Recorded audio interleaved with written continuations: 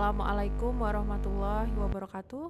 Bertemu lagi di podcast STE Surakarta bersama saya Kori Farum di mata kuliah Ekonomi Kreatif. Nah, di minggu ini kita sudah masuk di pertemuan ke-12. Di pertemuan ke-12 ini kita akan membahas mengenai membangun ekonomi kreatif dari desa. Nah, langsung aja ya untuk capaian pembelajarannya.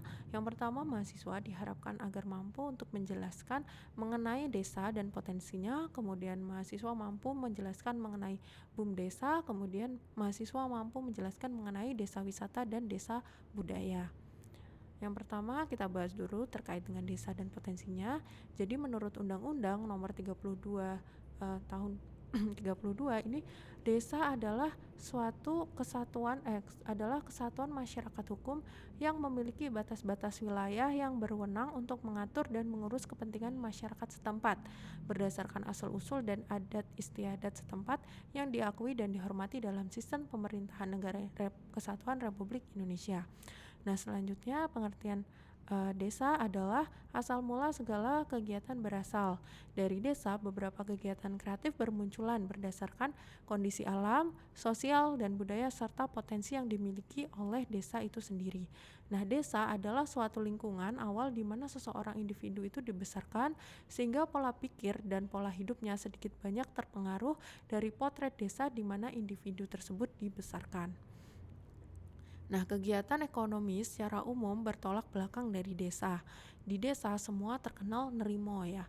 Nerimo itu maksudnya menerima keadaan secara apa adanya. Sedangkan prinsip ekonomi adalah memperoleh pendapatan sebesar-besarnya namun dengan menekan biaya sekecil-kecilnya.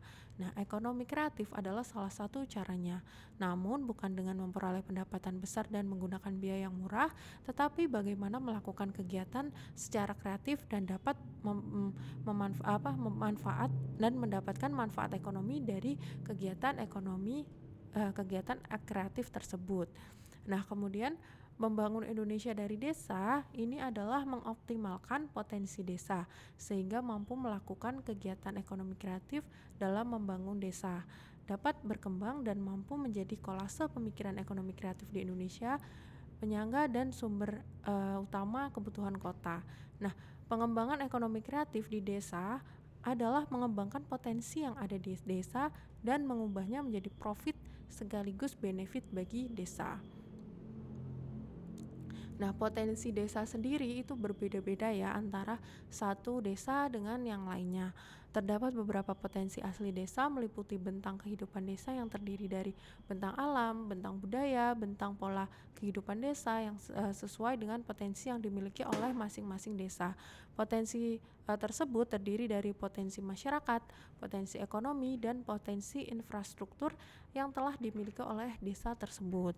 Nah, pengelolaan desa dapat dilakukan dengan memahami peta desa dan potensi desa sehingga setiap orang memiliki persepsi yang sama terhadap keberadaan suatu desa dari sisi ekonomi, sosial, dan budaya yang dimiliki oleh desa tersebut. Nah, selanjutnya membahas mengenai desa, kita juga akan membahas mengenai badan usaha milik desa nih atau BUM desa. Jadi BUM desa adalah badan usaha milik desa. BUM desa ini merupakan suatu badan usaha yang menjalankan suatu konsep usaha berdasarkan potensi usaha yang dimiliki oleh suatu desa dengan tujuannya adalah untuk kemakmuran masyarakat desa. Kemudian pada setiap desa terdapat beberapa dusun dengan keanekaragaman sosial, ekonomi, dan budaya pada setiap dusunnya ya. Pada setiap dusun terdapat kepala dusun dan beberapa organisasi yang berbeda, meliputi organisasi pemuda, kelompok tani dan kelompok wiratani, perkumpulan olahraga, organisasi budaya, dan juga paguyuban. Nah, kemudian setiap dusun ini juga memiliki ciri khas serta lokal champion yang berbeda ya, sehingga untuk membangun Indonesia dari desa bisa dilakukan dengan pola one person one product, one village one product, dan one corporation one product gitu, dengan konsep atau filosofi dari Bang Bingbung untuk pengembangan ekonomi kreatif yang ada di suatu desa. Nah, apa itu Bang Bingbung? Kita bahas satu persatu ya. Jadi konsep atau filosofi Bang Bingbung, yang pertama Bang itu adalah berdayakan apa yang ada. Konsep ini adalah bagaimana desa melakukan pemberdayaan terhadap apa yang ada di daerahnya, baik itu SDM maupun SDA, untuk membuat sesuatu yang bermanfaat. Sebagai contoh, adalah kelingkungan yang asri dan unik yang dikelola dengan baik dengan menjaga kebersihan dan keasrian tempat tersebut. Kemudian yang kedua yaitu bikin investasi berbasis lingkungan. Contoh dari konsep ini adalah bagaimana mengoptimalkan konsep bank dengan melakukan semacam analisa kebutuhan baik dari sisi internasional maupun eksternal dengan mempertimbangkan sisi positif maupun negatifnya, dengan tambahan investasi untuk mengoptimalkan keuntungan dan juga keunggulan dari tempat yang sudah asri dan unik tersebut. Nah, selanjutnya yaitu Bung ini adalah buat usaha yang menguntungkan. Nah, contoh dan penerapan konsep ini adalah melanjutkan konsep bank dan yang sudah dilakukan dan mengelolanya menjadi wisata desa dengan menambahkan beberapa kegiatan yang mengundang daya tarik tersendiri seperti kuliner dan booth foto sebagai langkah untuk mengoptimalkan pengelolaan terhadap potensi yang telah dimiliki oleh desa tersebut. Nah, jadi dengan kata lain, konsep Bank Bingbung ini merupakan pengembangan ekonomi dengan mengoptimalkan potensi yang ada di sekitar rumah tangga yang dikembangkan secara kreatif dengan memanfaatkan keunikan dan keunggulan dari suatu produk maupun jasa yang sudah ada.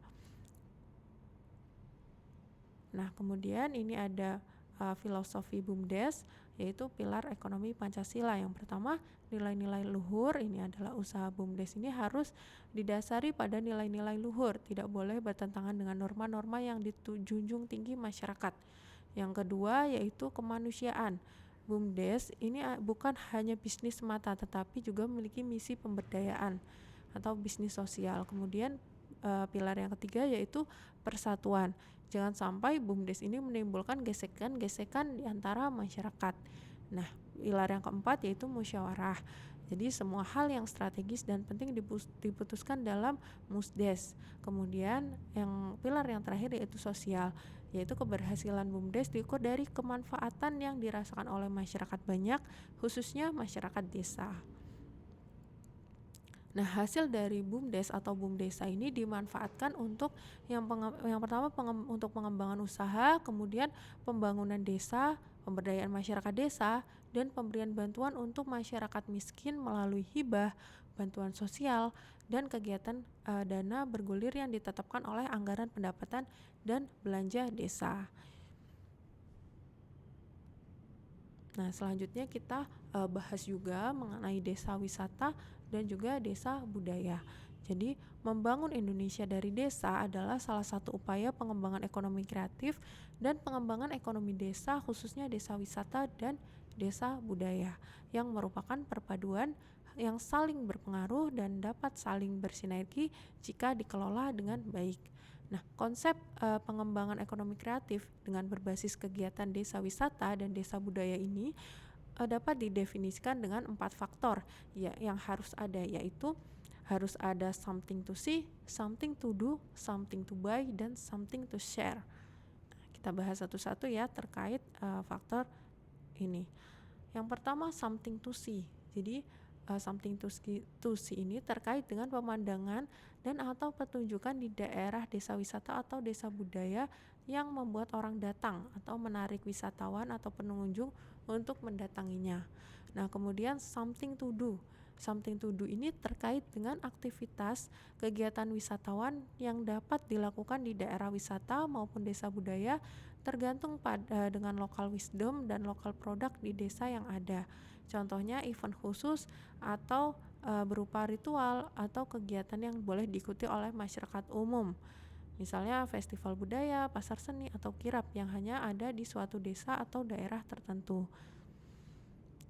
Nah, kemudian something to buy. Jadi something to buy ini terkait dengan souvenir khas yang dibeli di daerah wisata sebagai